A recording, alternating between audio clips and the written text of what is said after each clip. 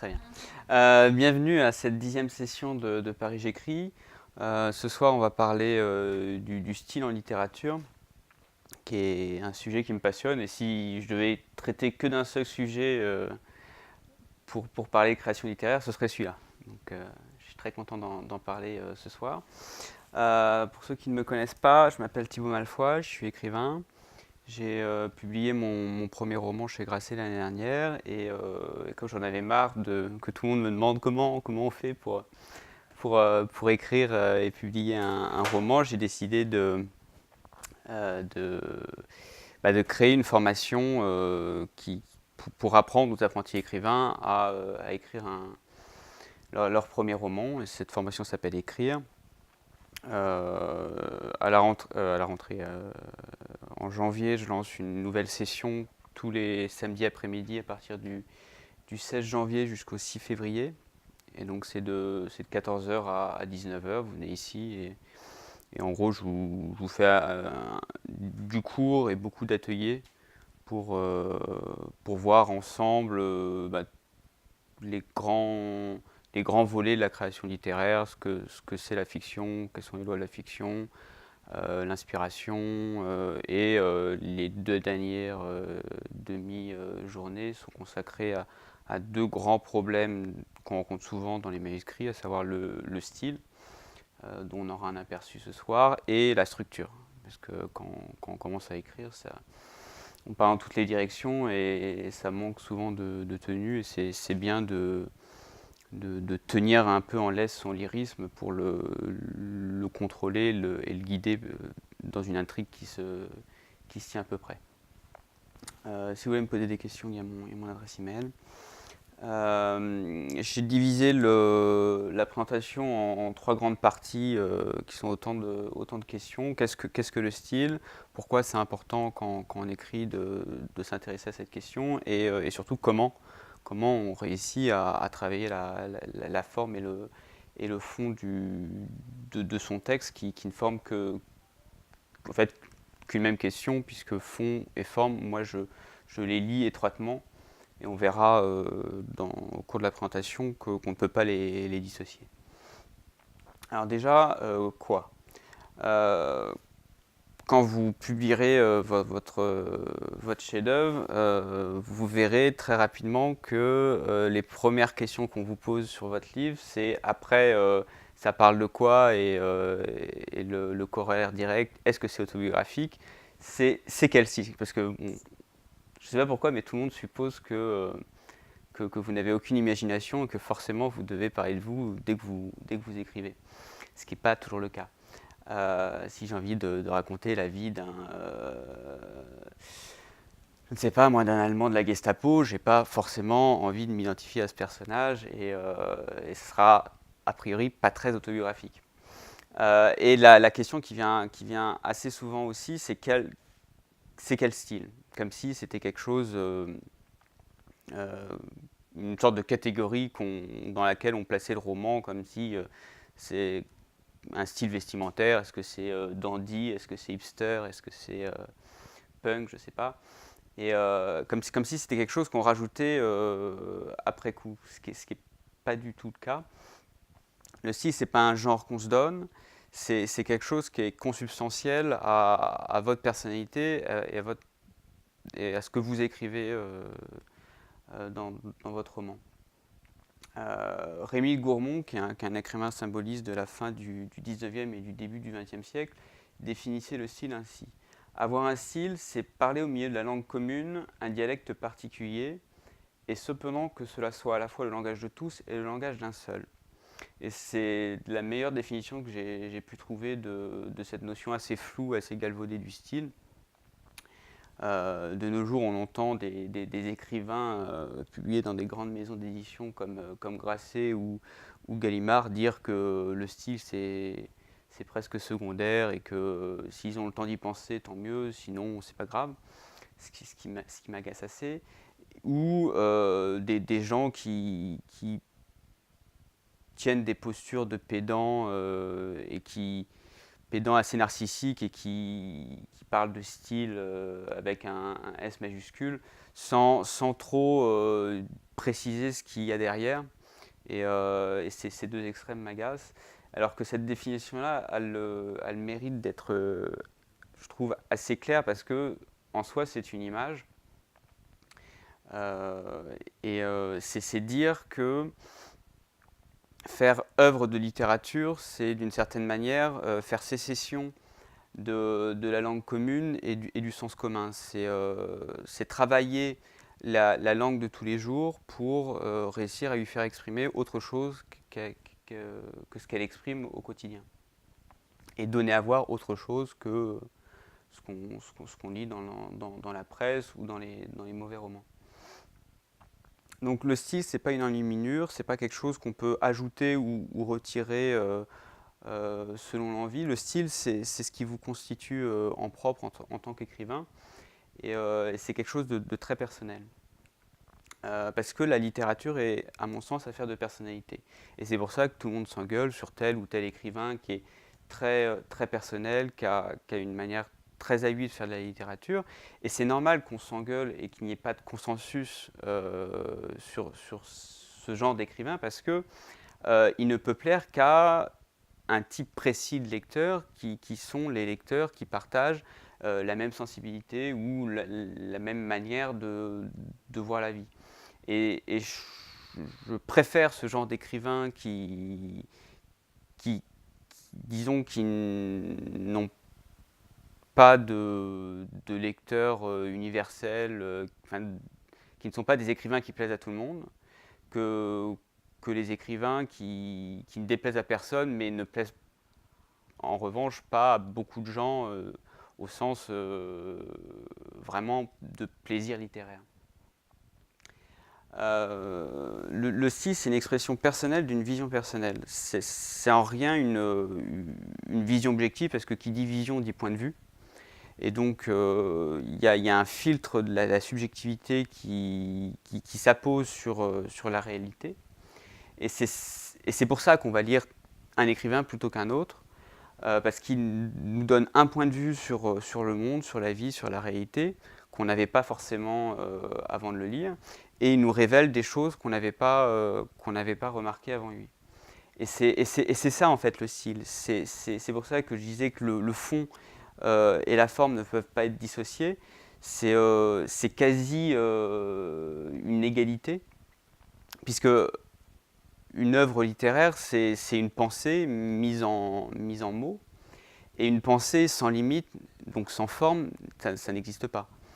De sorte que on ne peut pas dissocier dans le style la part de la pensée, la part du travail purement de la forme, purement de choisir tel mot plutôt qu'un autre, travailler la musicalité des phrases, travailler les images, etc.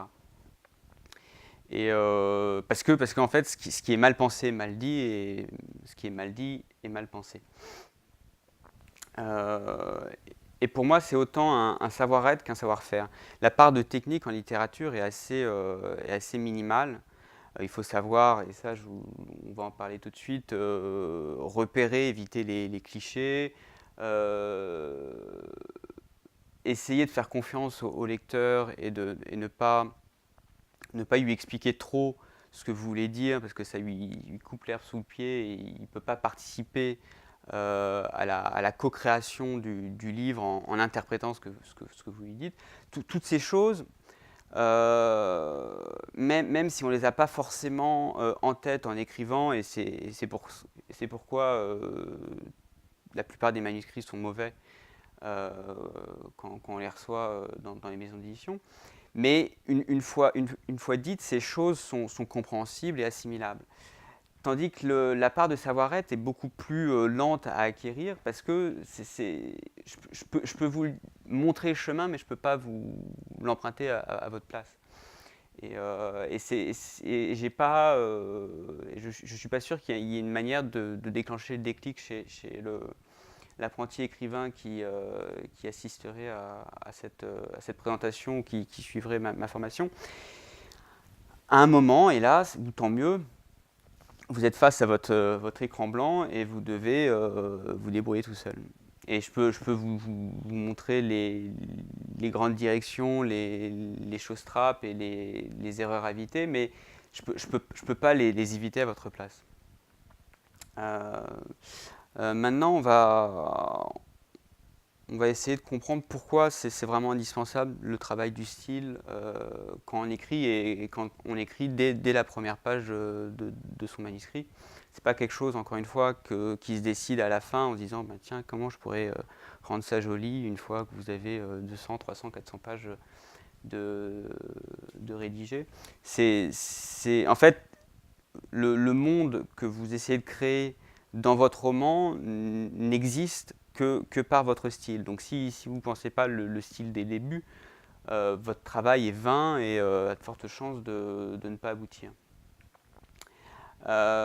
Cocteau disait que le but de tout artiste, c'est d'aller jusqu'à l'extrémité de lui-même. Et il voulait dire par là l'extrémité de sa sensibilité. Puisque si on part du principe qu'un roman est une sorte de filtre apposé sur la réalité qui permet de montrer au lecteur des choses qu'il ne voit pas sans ses lunettes déformantes, l'intérêt d'un auteur sera d'autant plus fort s'il va au bout de sa vision et au bout de l'expression de sa vision. Donc s'il travaille au plus près la manière de l'exprimer par un travail du style.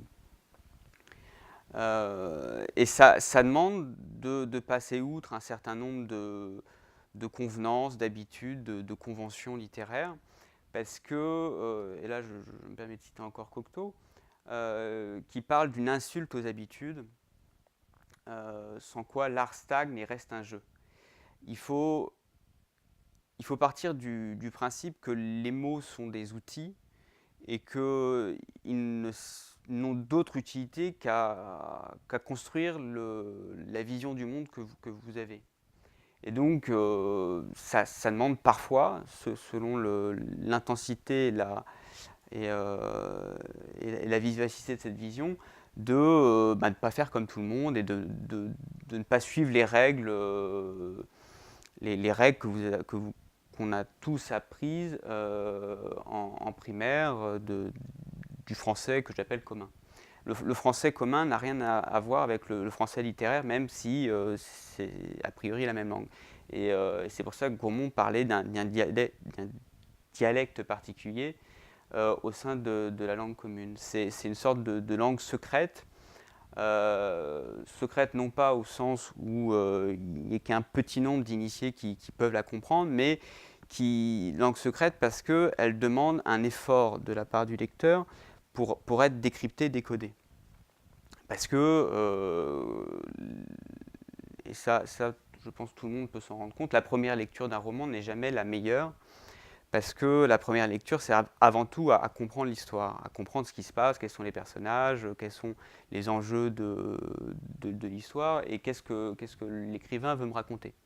Et ça c'est la part la moins intéressante du roman et de la littérature, c'est la part de divertissement, raconter une histoire pour tenir le lecteur en haleine. Ça, même les mauvais écrivains savent le faire. Les bons écrivains, en revanche, font bien plus. Ils travaillent la langue pour imprimer à cette histoire une manière de voir le monde différente. Et c'est cette part de supplément d'âme qui manque aux mauvais écrivains et à tout ce genre de choses. Et c'est pour ça que parfois il faut enfreindre les habitudes. Et d'autant plus que tout a déjà été dit. Rémy de Gourmont le dit de cette manière, tout aurait été dit dans les 100 premières années des littératures si l'homme n'avait le style pour se varier lui-même. Il y a un petit nombre de sujets dramatiques qui sont en gros les grands éléments dramatiques de la condition humaine, des histoires de vengeance, de trahison, d'amour compliqué, assez peu de bons sentiments, puisque pour reprendre ce que disait Gilles, les bons sentiments ne font pas de la bonne littérature, parce que justement il manque l'élément de drame, ou en tout cas l'élément conflictuel qui va alimenter la machine narrative pour lancer l'histoire. Toutes ces choses qui font qui sont des points de contact entre l'auteur et le lecteur. Même s'il invente un monde à part, une réalité parallèle, l'auteur n'est pas comme ça dans sa tour d'ivoire, déconnecté de la réalité du lecteur. Auteur et lecteur peuvent se comprendre et se mettre l'un à la place de l'autre par ces sentiments qui font voilà, la trame universelle de la condition humaine. Et si le nombre de sujets à traiter est fini, pour renouveler la littérature, puisqu'on ne va pas décider que la littérature tout d'un coup est morte et ne peut plus rien dire sur notre vie, sur notre réalité, il faut varier par le style la manière de dire et de montrer la condition humaine. Ce qui me fait penser que si un bon roman est unique et que en fait tout chef-d'œuvre et tous les bons romans se dissocient de la production habituelle et forment une sorte de singularité, tous les mauvais romans se ressemblent parce qu'ils partagent tous les mêmes faiblesses et les mêmes défauts. Alors pour un manuscrit d'un premier roman, c'est extrêmement compréhensible et je suis le premier à avouer que le premier jet de mon premier manuscrit était affreux. Parce qu'on apprend tout sur le premier jet du premier roman et forcément rien ne va. Rassurez-vous, c'est très normal. Mais le problème, c'est quand on persiste dans l'erreur. Et là, c'est un peu moins normal et un peu plus pénible pour l'éditeur qui lit votre manuscrit.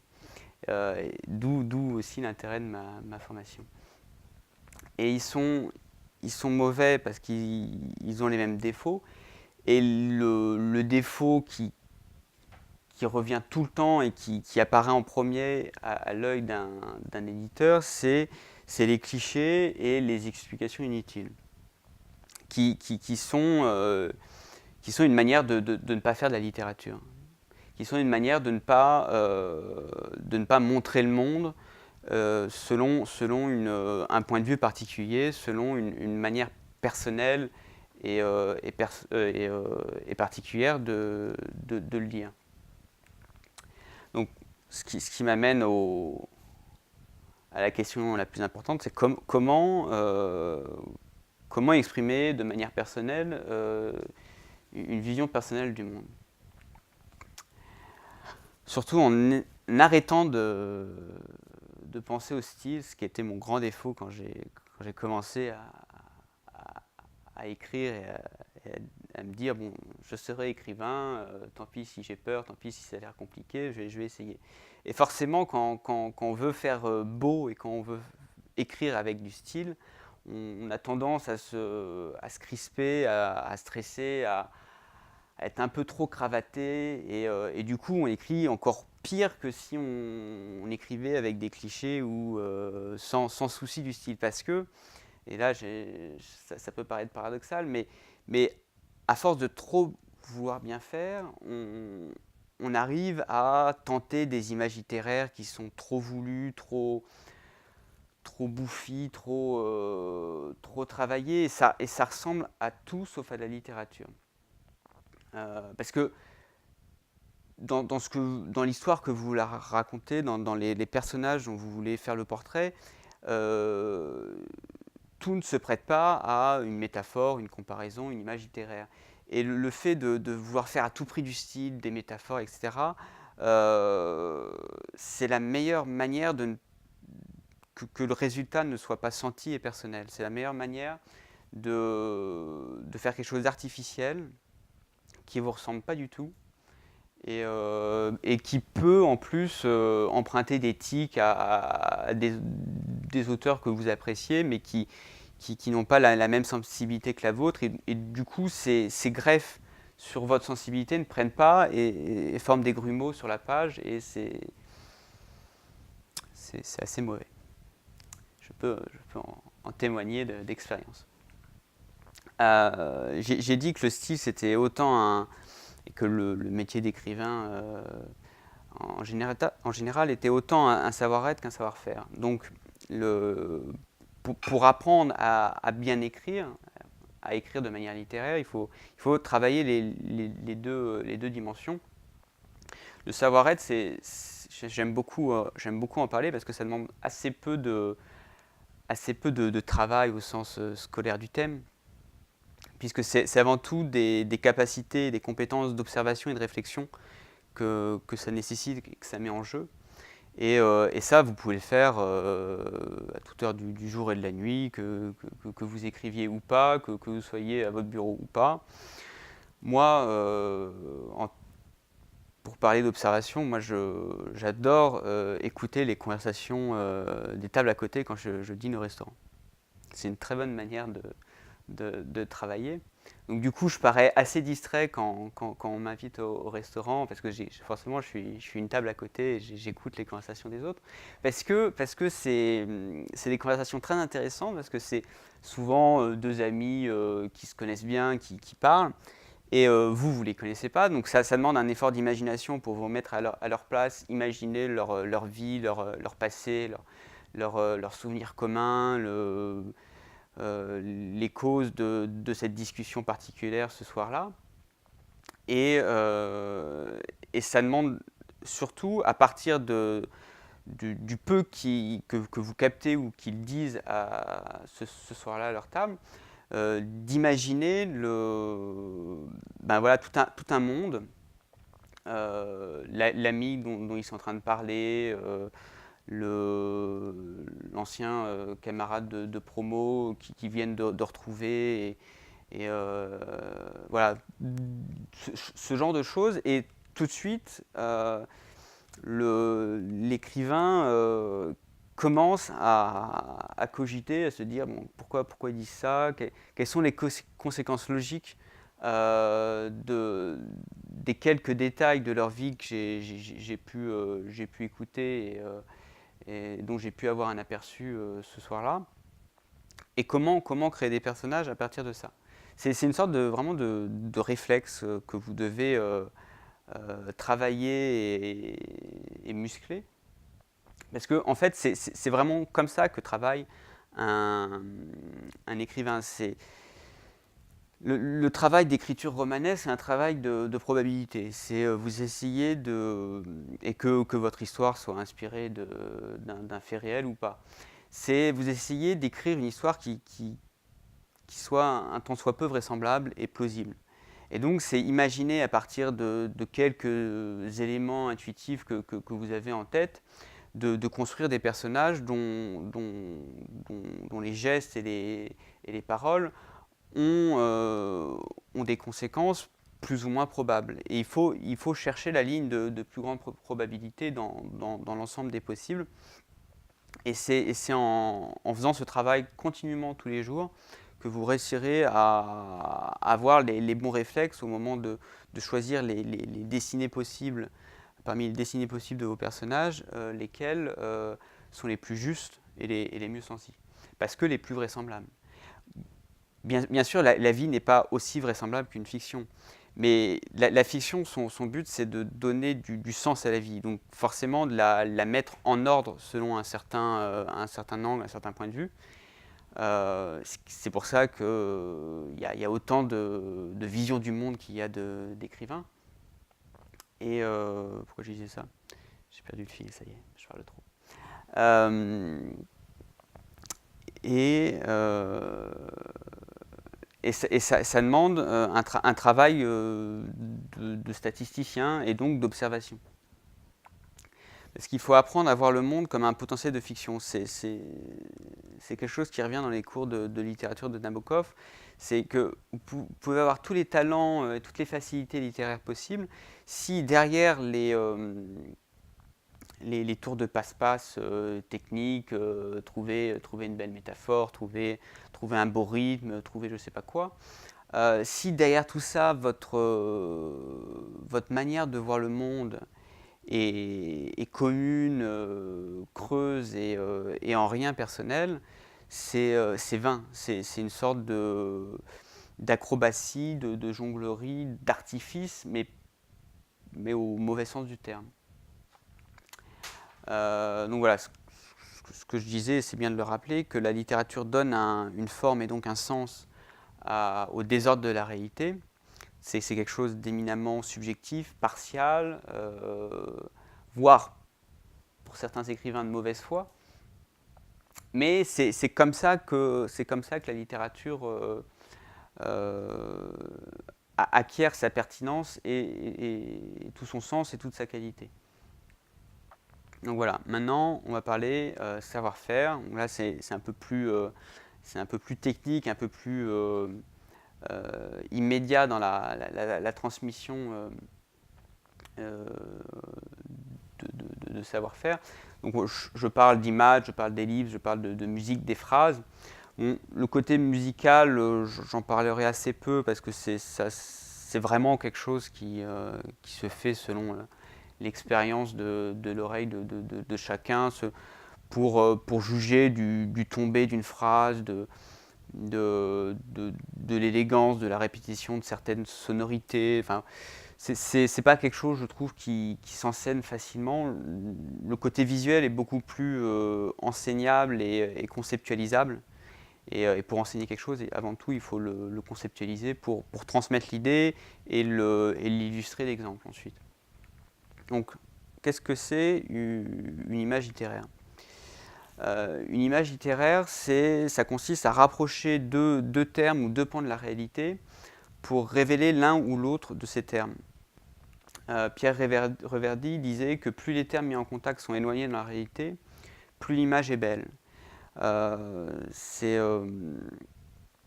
sert à rien mettons, de comparer un chat et un chien, qui sont deux entités qui, même si elles sont très dissemblables, partagent énormément de points communs. Ce sont des animaux poilus, etc., etc. C'est beaucoup plus intéressant de prendre vraiment deux termes très distants. Et c'est cette distance qui va créer la pertinence et la beauté de l'image, parce que tout d'un coup, ça va court-circuiter vos habitudes, enfin, chez le lecteur, ses habitudes de penser et de voir le monde. Et tout d'un coup, ça va le mettre dans un inconfort de pensée tel qu'il va prendre du recul et se dire « Ah tiens, j'avais jamais vu les choses comme ça ». Et c'est quand le lecteur dit ça que l'image est réussie. C'est quand vous lui faites un choc nerveux et qu'il se retourne sur lui-même et se dit « Tiens, j'avais jamais vu les choses comme ça auparavant. Peut-être que c'est intéressant cette manière de voir les choses ». Parce qu'en décentrant son regard, l'image donne un sens à ce qu'il voit. Par exemple, j'ai pris un extrait du livre de la tranquillité de Pessoa, dans lequel il écrit « Bien des gens ont considéré la vie comme un enfant insupportable, en soupirant après le calme qu'ils allaient enfin connaître quand ils iraient se coucher. » Et ça, pour moi, c'est l'image littéraire parfaite, parce qu'elle compare la mélancolie très portugaise de l'auteur, ce sorte de spleen de cet auteur assez triste, assez dépressif, à un enfant dont on aimerait qui se couche et qui nous laisse tranquille pour ensuite pouvoir profiter d'un moment de calme qui serait la mort. Et ça c'est très juste d'une part et très bien exprimé dans le rythme de la phrase, dans sa manière d'amener la comparaison, qui est une comparaison, c'est pas une métaphore, puisque la différence entre la métaphore et la comparaison, c'est que la métaphore cache la conjonction qui signale la comparaison. S'il avait voulu faire une métaphore à la place d'une comparaison, il aurait dit la vie de bien des gens, où la vie est un enfant insupportable, quelque chose comme ça. Il aurait fait le court-circuit aurait été encore plus raccourci, plus direct. Ce qui est très pratiqué et une bonne chose en poésie, où souvent la place est réduite, de toute manière le lecteur de poésie a l'habitude de ce genre de raccourcis et on lit la poésie à un rythme différent que pour la prose. Mais en prose, parfois l'excès de métaphores peut apporter une certaine obscurité au propos et c'est voilà, disons qu'on peut comparer une œuvre littéraire à un éventail et pour la prose, l'éventail est quasiment à son plein champ d'ouverture, tandis que pour la poésie, l'éventail est assez replié. Du coup, il y a certaines portions de la comparaison de l'image littéraire qui sont cachées, et du coup la perception de l'image est quasi immédiate pour les bons lecteurs.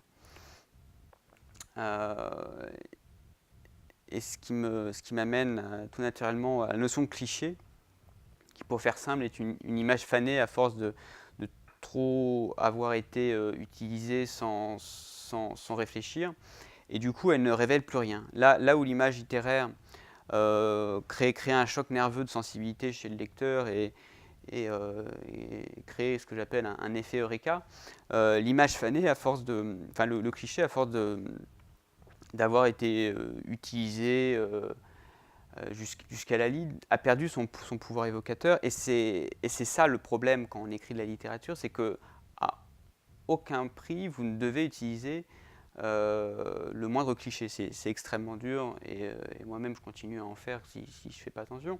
Parce que c'est très normal, le cliché, c'est le tout venant qui meuble la conversation quotidienne, parce que si on devait réfléchir à des images littéraires quand on parle à la terrasse d'un café, on ne parlerait jamais.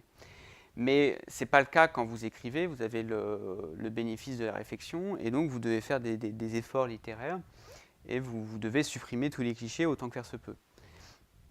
J'ai écrit un article de blog sur le sujet, je vous ai donné le lien si vous voulez plus de précision.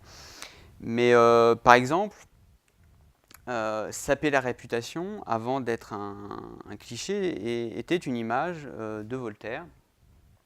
Donc Voltaire qui a pensé à rapprocher deux pans distants de la réalité, à savoir un thème issu du domaine de l'opinion publique, qui est la réputation, et un autre qui est issu du génie civil, qui est saper, donc se faire effondrer les fondations d'un édifice pour le faire s'écrouler. Et voilà, parce il avait du génie, donc il voyait très bien l'analogie entre les deux domaines, deux domaines distants mais rapprochés par cette analogie, cet effet d'écroulement physique pour le domaine de la sape qui est transféré à un domaine plus abstrait qui est celui de l'opinion publique.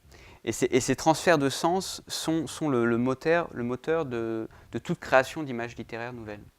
C'est à partir d'un moment où vous prenez une liberté par rapport au sens des mots que vous employez, et vous vous dites, ben tiens, si ce mot, ce sens, j'en avais tout d'un coup une conception un peu plus extensive que celle du dictionnaire de mon temps, tout d'un coup, ça me permettrait d'exprimer quelque chose d'autre ou quelque chose de neuf. De la même manière, très saillant, avant de devenir un cliché, était une image du naturaliste Buffon. Donc là, il rapproche la physiologie d'une personne à un vocabulaire qui est plus du domaine de l'architecture, du bas-relief. Et là aussi, c'était une bonne manière de voir les choses. Voilà, il y a 1000 clichés. Les plus évidents sont blanc comme neige, entrer comme dans un moulin. Enfin, voilà, très souvent, le cliché apprécie les images à base de couleurs. Donc rose bonbon par exemple, ça c'est un cliché parce que d'une part tous les bonbons ne sont pas roses, et d'autre part quand vous le dites, tout d'un coup le lecteur ne se dit pas mais c'est bien sûr rose comme un bonbon. Il devrait dire rose comme une gencive, je sais pas, mais on peut pas dire rose bonbon comme on peut pas dire blanc comme neige ou blanc comme un cachet d'aspirine, même si c'est vrai. Bien sûr que la neige est blanche, mais toutes les neiges ne sont pas blanches d'une part, et d'autre part, ça a tellement été usé et réutilisé que plus personne ne voit la neige, plus personne ne voit le cachet d'aspirine quand vous dites ce genre d'image édulcorée de son pouvoir évocateur. Et au bout d'un certain temps, le mot qui était devenu une image, qui était devenu un cliché, peut redevenir un mot à force de délavement de tout son sens. Je pense que très saillant, maintenant, on peut l'utiliser sans que ce soit perçu comme une facilité ou une faiblesse de l'écrivain, parce que ça fait tellement partie du langage commun que ça a perdu à la fois toute saveur littéraire, mais aussi toute saveur négative propre au cliché. De la même manière, dans la recherche, Proust, enfin le narrateur de la recherche du temps perdu, s'indigne contre un cliché qui était apparu du temps de la Première Guerre mondiale, qui était le front de guerre. Le front de guerre, à l'origine, c'est une image littéraire qui, à force d'être employé, est devenu un cliché. Mais maintenant, tout le monde utilise front de guerre sans y penser, et ça a perdu son pouvoir nocif de cliché pour être une expression commune et neutre. Voilà. Au début, le mot acquiert, en devenant une image, une valeur positive.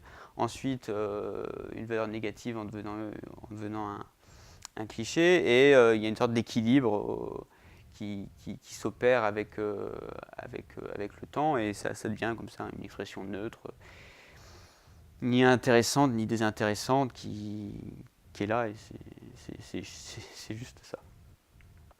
Et pour éviter les clichés, mon premier conseil, ce serait de constamment revenir au dictionnaire et constamment revenir au sens littéral des mots. Il y a énormément de termes qu'on utilise sans s'en rendre compte, en les détournant de leur sens littéral, parce que un écrivain est passé là avant nous, a dévié l'acception du terme vers un sens qui ne lui est pas propre à l'origine. Il crée une image, et l'image, à force de circuler comme une monnaie dans la population, finit par s'effacer, et la monnaie perd tout pouvoir fiduciaire, et de sorte qu'il faut toujours revenir précisément au sens strict des termes qu'on emploie, pour vérifier qu'on n'est pas en train de verser dans le cliché, dans la facilité. Et c'est pour ça que c'est bien d'avoir un dictionnaire, enfin un dictionnaire papier ou un dictionnaire en ligne, puisque maintenant la plupart des gens écrivent sur ordinateur. L'autre, après les clichés, l'autre grand problème qu'on retrouve souvent dans les manuscrits, c'est le problème que je résumerai ainsi, de ne pas faire confiance au lecteur. Et ça, c'est un problème que j'ai eu et que tout le monde a en commençant. Dès qu'on se met à écrire, on se dit est-ce qu'il va comprendre ce que je veux lui dire, comme si c'était extrêmement compliqué. Et du coup, on prend peur, on cesse de lui faire confiance à son imagination, à son intelligence, à sa sensibilité. Et du coup, on se sent obligé de lui mettre des sous-titres, alors que c'est extrêmement clair ce qu'on veut lui raconter. Et du coup, on lui explique. On lui explique la scène, on lui explique les personnages. Et c'est exactement ce qu'il ne faut pas faire. Puisque dès que vous expliquez, vous le sortez du processus de co-création qui est la lecture. La lecture, c'est quelque chose de très actif. Et si vous n'amenez pas le lecteur à participer à la création de sens et à l'interprétation du texte, il s'emmerde, et c'est bien normal. Et du coup, votre prose d'une part, n'est pas attaqué par l'imagination du lecteur et je dirais même fécondé par l'imagination du lecteur. Et en plus, elle est surchargée de tout plein d'explications qui sont insupportables pour tout écrivain, pour tout lecteur digne de ce nom, parce que c'est limite vexant. Pourquoi il m'explique ça alors que j'avais déjà compris, il me prend pour un con ou quoi. Et donc voilà, c'est pour ça qu'il faut, autant que faire se peut, surtout quand on commence, utiliser des ellipses. Donc une ellipse, c'est une omission volontaire d'une explication.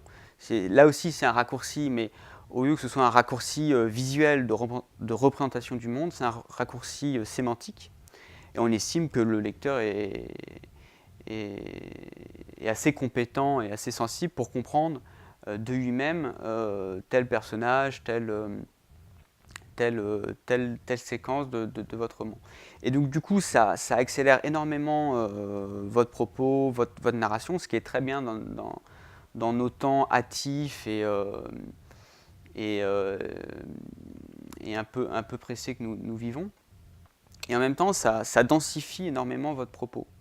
Et c'est une notion qui m'intéresse beaucoup parce que je trouve que de la même manière que la structure du roman densifie le roman en lui rajoutant des couches de sens sur couches de sens, et c'est cette sorte de densité qui va lui permettre de résister à l'érosion du temps et de survivre 50, 100, 200 ans.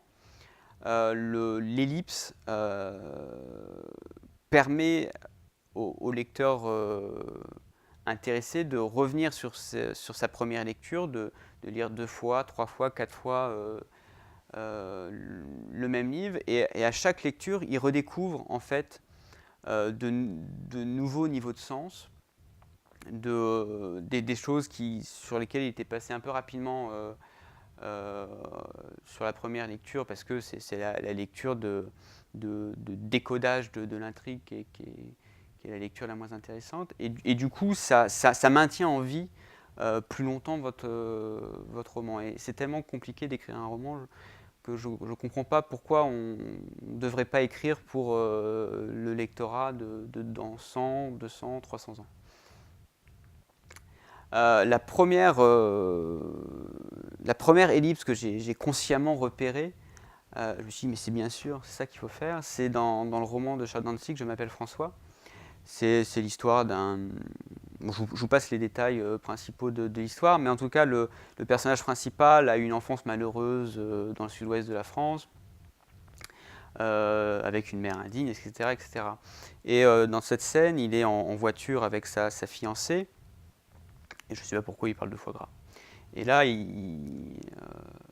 suite, c'est « Toute mère digne de ce nom, quel que soit son milieu social, sait préparer le foie gras dans le sud-ouest. Toute mère digne de ce nom. » Ça ne va pas, lui demanda Emmanuel. Et la répétition de « toute mère digne de ce nom » suivie immédiatement de la question de sa fiancée, ça ne va pas. C'est un paragraphe d'explication qui est passé dans la corbeille, parce qu'on comprend tout de suite que sa réflexion sur le foie gras le ramène dans son passé vers sa mère indigne, et donc de là la répétition de toute mère digne de ce nom. Et surtout, on ne voit pas la conséquence sur le personnage de cette réflexion. On peut imaginer qu'il est en train de blêmir, qu'il serre des dents, qu'il a arrêté de parler, ou qu'il est distrait, qu'il est voire distant. Et du coup, d'où la question de sa fiancée, ça ne va pas. Et tout ça, ça comprime tout ce qui se passe dans sa tête, tout ce qu'on imagine que ce qui se passe dans sa tête affleure sur son visage. Tout ça c'est au lecteur d'imaginer. Et c'est ça, c'est là la qualité de la scène, c'est que du coup, le lecteur prend en charge une partie de la création de la scène. Et c'est bien plus réussi quand c'est lui qui le fait, parce qu'il le fait avec sa propre sensibilité, parce que c'est lui-même qui le fait, donc du coup, il s'intéresse à ce qu'il est en train de lire, etc. etc. Et c'est comme ça qu'on séduit les lecteurs.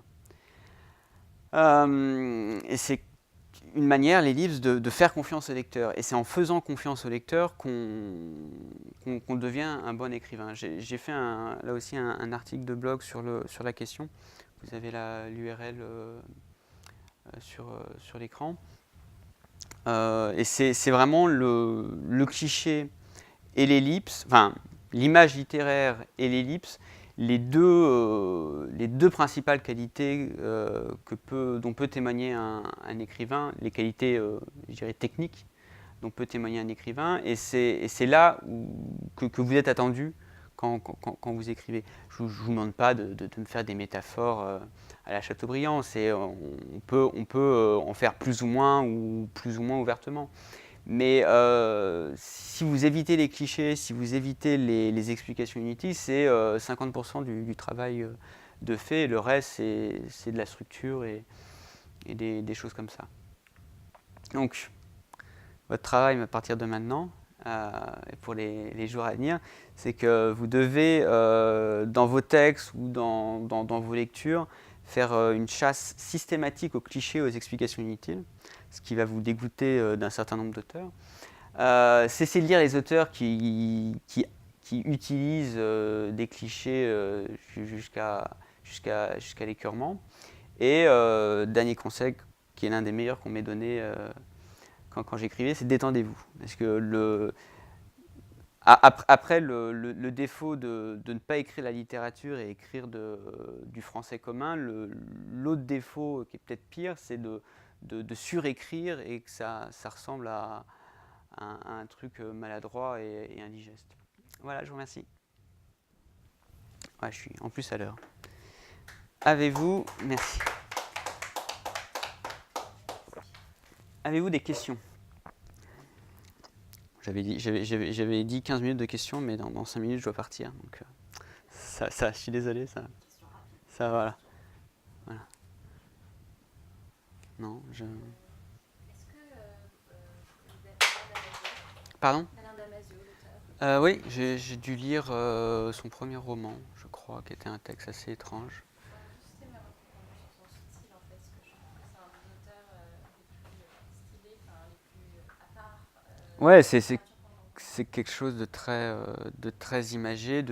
Là, pour le coup, c'est un bon exemple. S'il y a un travail sur la musicalité des phrases, c'est un bon exemple parce qu'il a ce travail de l'oralité pour restituer vraiment la manière de parler ou de penser de chacun de ces personnages.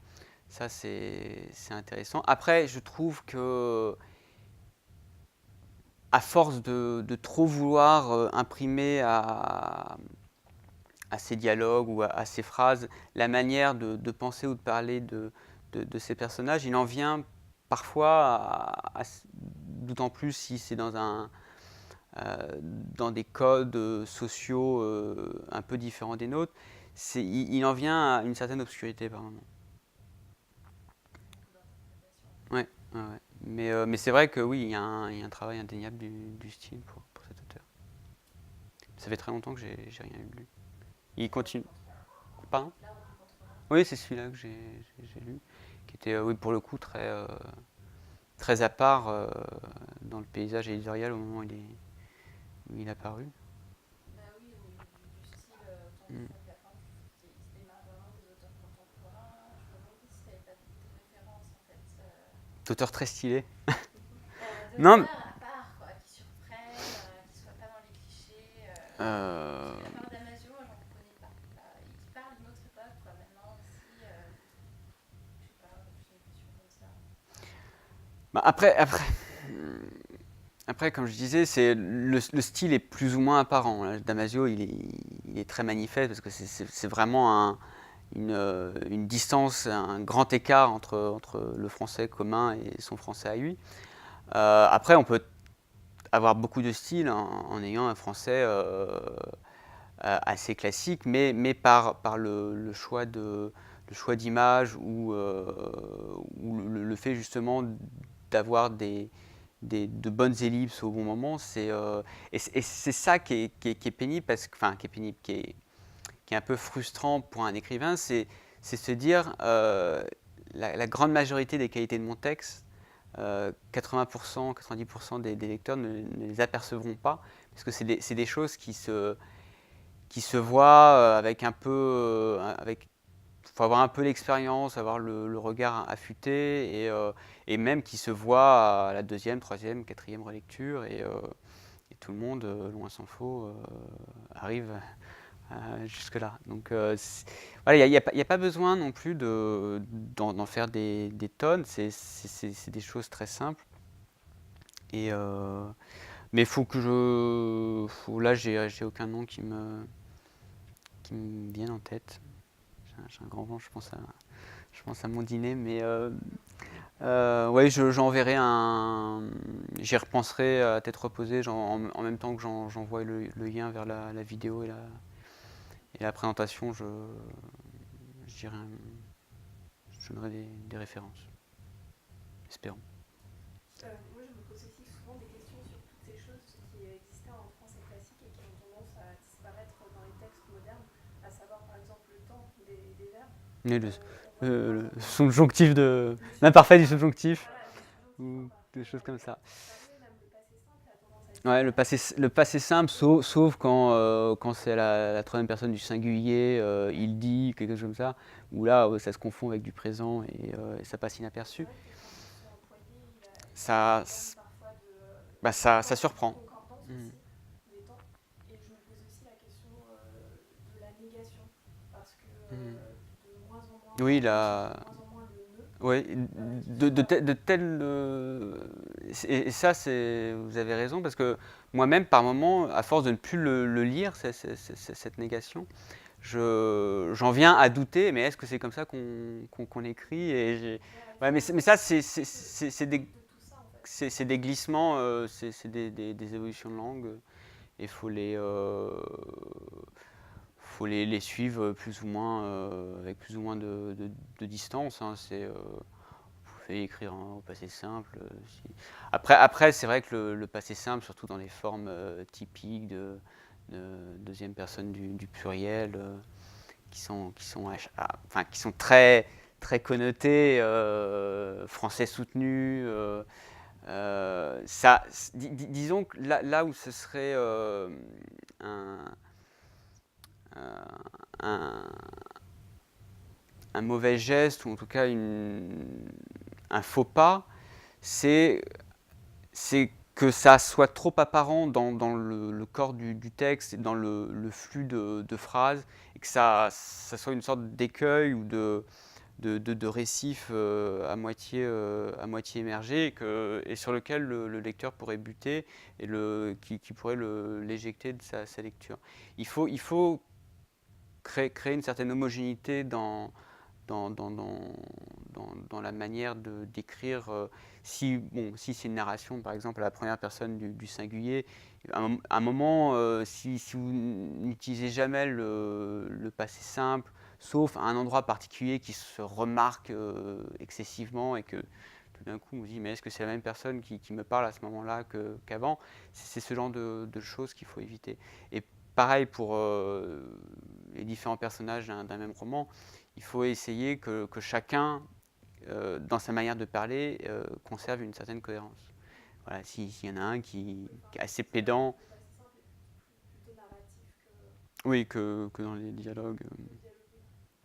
c'est vrai que plus personne ne parle en passé simple. De temps en temps, enfin, le plus que parfait, avec les répétitions de avait, par exemple, avait un, Mm. etc., ça a tendance à être assez lourd aussi dans un Ouais, texte. ouais. Donc, c'est trop de forme, Mais c'est souvent et c'est vrai qu'en termes de concordance de temps, c'est vrai que toutes les concordances qui nécessitent de l'imparfait du subjonctif, j'ai l'impression, ont tendance à passer au subjonctif présent. Parce que parfois, ça choque, puisqu'il y en a de moins en moins. Il y en a de moins en moins qui l'utilisent, forcément, ça choque. Et en fait, un excès d'orthodoxie de langue peut être un défaut de goût. C'est le paradoxe. Il faut essayer d'écrire dans le français de son époque, mais enfin, à l'intérieur de son français, du français de son époque, essayer de créer un dialecte particulier, mais en effet partir de la langue du temps présent et ne pas reproduire une langue qui s'est comme ça rigidifiée, sclérosée sur des positions académiques, qui est une sorte de classicisme en voie de en voie de mort, mais voilà, de toute façon, chaque romantisme devient le classicisme de l'époque qui la suit. Donc il faut essayer d'être romantique au temps présent et de parler une langue assez naturelle néanmoins, qu'il n'y ait pas d'invraisemblance à ce niveau-là. Parce que c'est aussi la vraisemblance d'une histoire, c'est aussi une vraisemblance de langue. Et si vous avez l'impression de lire une histoire qui se passe dans le Paris de 2015 et que vous avez l'impression de lire du Racine, a priori, il y a un problème. Et voilà. Oui, il faut pas. Voilà, je pense pas que la pureté est une notion qui a grand-chose à voir avec la littérature. Il faut, je pense, être assez impur et créer sa propre impureté avec ce qui nous plaît et ce qui nous parle.